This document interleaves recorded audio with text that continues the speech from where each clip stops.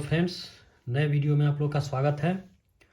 तो इस चैप्टर में हम पढ़ेंगे पृष्ठीय क्षेत्रफल और आयतन के प्रमुख सूत्रों के बारे में, और साथ में कुछ उदाहरण का जरूरी पड़ेगा। तो यहाँ पे हम उदाहरण से भी आप लोग को समझाएंगे, उदाहरण के साथ भी समझाएंगे।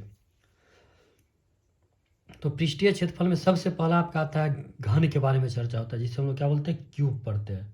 छक्का आपने देखा होगा, लूडो का छक्का जो होता है जिसे हम लोग लूडो खेलते हैं, वो भी क्या है, एक क्यूब के आकार है, जिसमें क्या होती है, सारी भुजा उसकी जो होती है वो क्या होती है, बराबर होती है। ठीक है, तो वही हमारा क्यूब हो जाता है।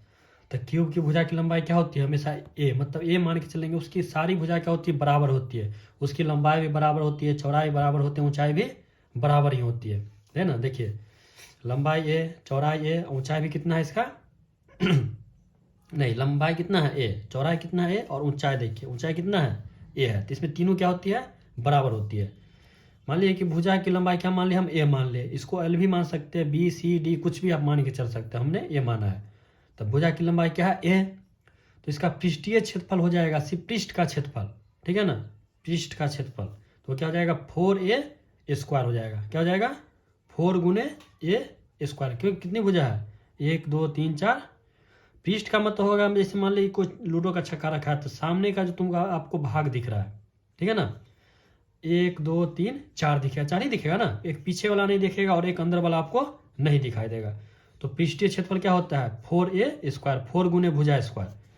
कुल क्षेत्रफल हो जाता है 6 गुने भुजा स्क्वायर। जब सारा मतलब निकालना हो सब तरफ का, तो कितने भाग होते हैं, भुजा होते हैं, टोटल 6 होते हैं ना, 1 2 3 4 5 6 होते हैं, इसलिए 6 गुने भुजा स्क्वायर a²।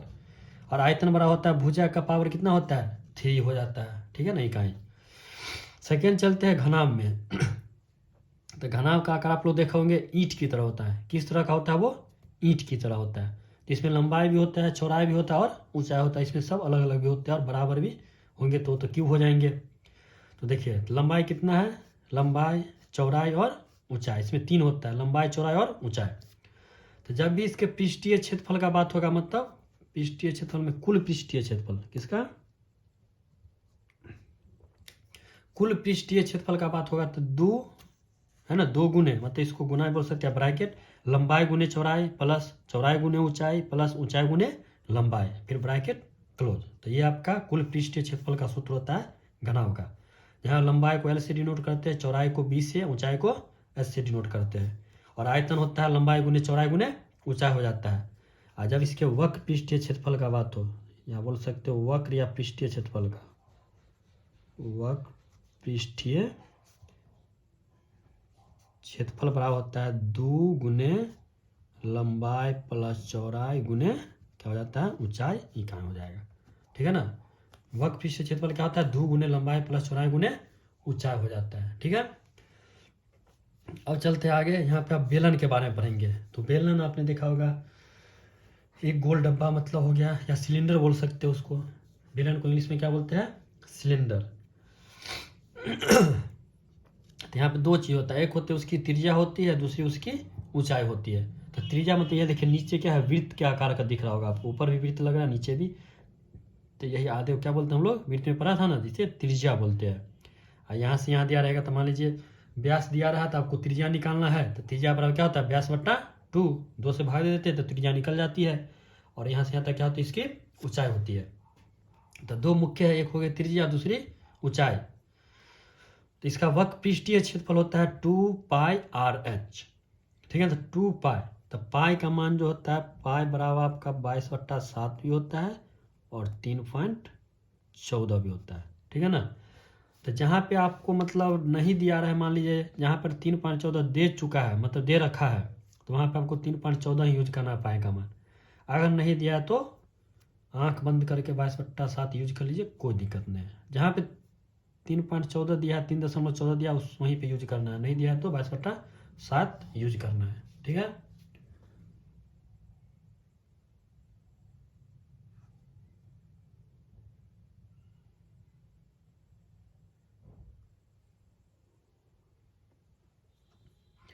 अब है वक्र पृष्ठीय क्षेत्रफल, बोले 2πr/h।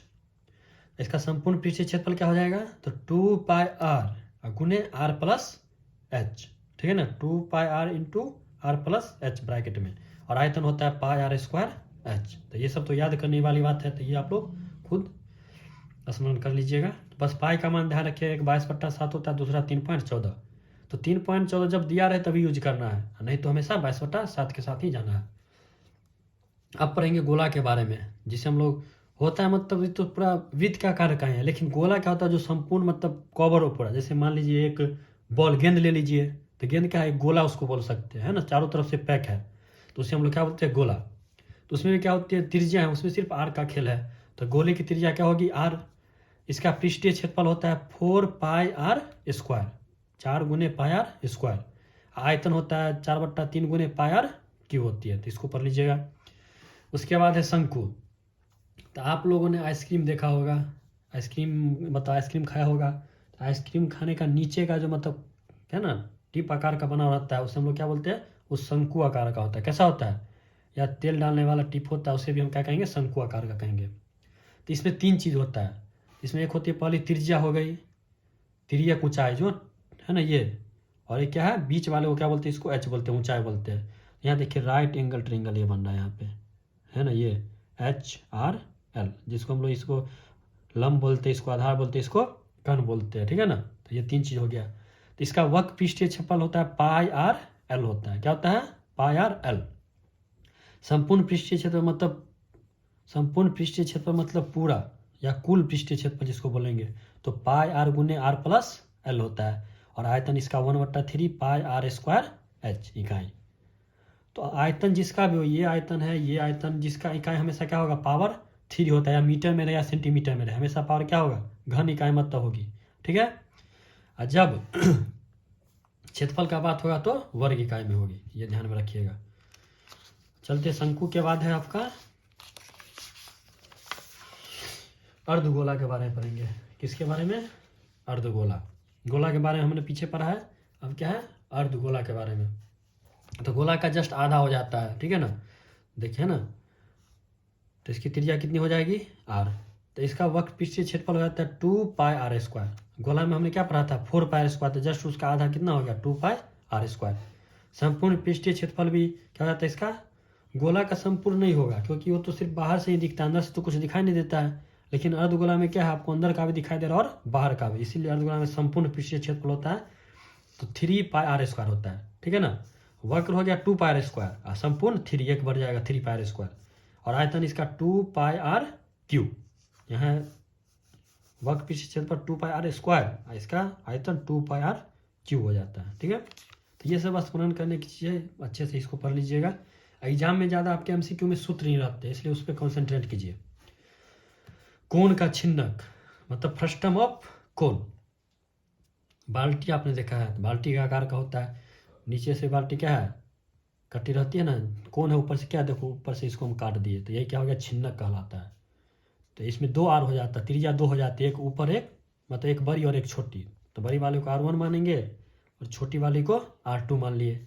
ये तिर्यक ऊंचाई L और ये H ऊंचाई। तो पीछे मतलब शंकु मैंने जिक्र किया है। अब देखिए इसका वक्र पृष्ठीय क्षेत्रफल होता है पाई, शंकु में पढ़ा था πr/l, तो इसमें हो जाएगा पाई, 2r है इसलिए R1 + R2 × L, है ना, आसान। सिर्फ शंकु पे ही सेट है, कुछ मतलब उससे अलग नहीं है। शंकु का हमने पढ़ा था πr/l, तो यहाँ बस R2 है इसलिए दोनों को लेके चलना होगा, तो πr1 + R2 × L हो जाएगा इसका, ठीक है। संपूर्ण पृष्ठीय क्षेत्रफल क्या है इसमें, πr1 + R2 × L मतलब πrl, है ना, πr1 + R2 × L अब प्लस πr1² + πr2², है ना। बस ये देखिए पृष्ठीय वक्र पृष्ठीय क्षेत्रफल का ये ले लेना है πrl मतलब πr1 + R2l, सेम शंकु की तरह है। अब उसके बाद आगे कर देना है πr1² + πr2², मतलब ऊपर का क्षेत्रफल प्लस नीचे का, नीचे वाले ऊपर वाले वृत्त का क्षेत्रफल, नीचे वाले वृत्त का क्षेत्रफल क्या करना है, आगे जोड़ देना है, ठीक है। आयतन, आयतन होता है 1/3 पाई R1² + R2² + R1 × R2 into क्या हो जाएगा, H। तो ये हो गया आपका आयतन छिन्नक का।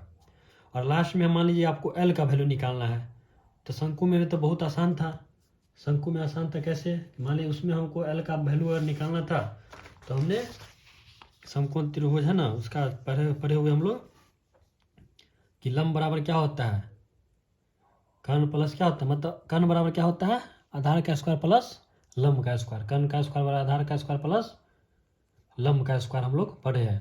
तो यहाँ पर आसानी से निकाल सकते हैं कि एल बराबर क्या होगा, root under r square plus h का स्क्वायर कर देंगे। लेकिन यहाँ पे 2 आर है तो उसके लिए दोनों यार आर यूज करना है। तो एल स्क्वायर बराबर R1 माइनस R2 का स्क्वायर है ना, बड़े को किससे घटाएंगे, छोटे से घटाएंगे। तो एल स्क्वायर बराबर R1 माइनस R2 का स्क्वायर प्लस एच स्क्वायर। यहाँ भी वही है, बस यहाँ 2 है इसलिए दोनों को एक साथ लेके चलना है। एल यहाँ से हटाएंगे तो root under R1 minus R2 का स्क्वायर प्लस एच स्क्वायर। तो इसी के साथ यह चैप्टर भी आपका समाप्त होता है। अब मिलते हैं अगले चैप्टर में, और आप लोग अच्छे से रिवीजन करते रहिए। और इससे पहले मैंने सारे चैप्टर का सूत्र एक एक करके समझाया है, उसको अच्छे से जाके एक बार देखिए, और नहीं समझ आया तो बार बार देखिए, आसानी से समझ में आ जाएगा। धन्यवाद।